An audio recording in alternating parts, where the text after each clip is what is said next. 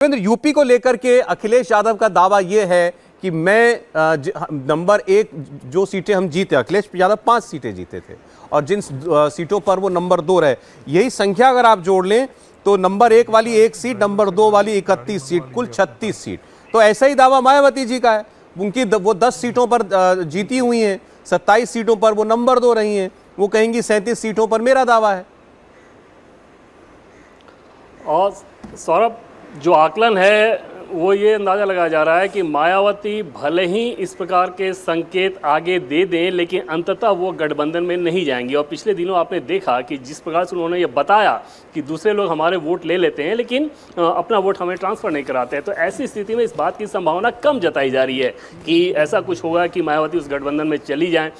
लेकिन बहुत फ़र्क पड़ेगा इस बात पर कि मध्य प्रदेश, छत्तीसगढ़, राजस्थान, तेलंगाना जैसे राज्यों के बाद जो माहौल बनता है देश का वो कैसा बनता है, या उत्तर प्रदेश का जो माहौल बनता है वो किस प्रकार का बनता है, वहां पर मायावती शायद अपने अंतिम पत्ते खोलें। लेकिन इस बात की संभावना कम है कि पिछली बार की तरह इस बार भी वो गठबंधन में जाएंगी। लेकिन अगर वो जाती हैं तो इसमें कोई दो राय नहीं कि सीटों को लेकर तो जो खींचतान होगी वो होगी, लेकिन वो जो चुनौती होगी सौरभ, कम से कम 2 जोन में वो गंभीर चुनौती बीजेपी के लिए होगी। हालांकि वो इतनी गंभीर नहीं होगी क्योंकि पिछले 2019 के इलेक्शन में आपने देखा। लेकिन ईस्टर्न यूपी की बात कर लें, उसमें सीट के हिसाब से आप समझ सकते हैं। जैसे गाजीपुर में समाजवादी पार्टी और बीएसपी के 3 कोर वोट को आप जोड़ दें, यादव, मुस्लिम और दलित, तो वो अपने आप में 57% हो जाता है। और ऐसी कई सीटें पूर्वांचल में हैं। इसके अलावा पश्चिम उत्तर प्रदेश में जहां पर मुस्लिम वोटों का बंटवारा हो जाता था वो नहीं हो पाएगा, तो वहां पर बीजेपी के लिए एक चुनौती ज़रूर आएगी अगर वो तीनों साथ जाते हैं तो। लेकिन इस बात की संभावना कम जताई जा रही है कि मायावती वैसा जाएंगी। और अगर वो चली भी जाती हैं तो वो फर्क सिर्फ यही पड़ेगा कि 5, 7 या 10 सीटों पर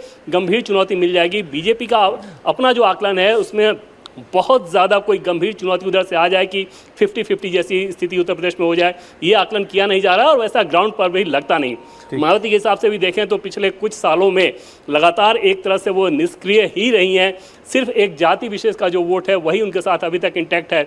ऐसे में इतने कम समय में कितना कुछ कर पाएंगे, वो क्या कुछ वो करना चाहेंगे, सब कुछ निर्भर करेगा इस बात पर कि विधानसभा के जो नतीजे आते हैं उसके बाद उत्तर प्रदेश का माहौल कैसा बनता है।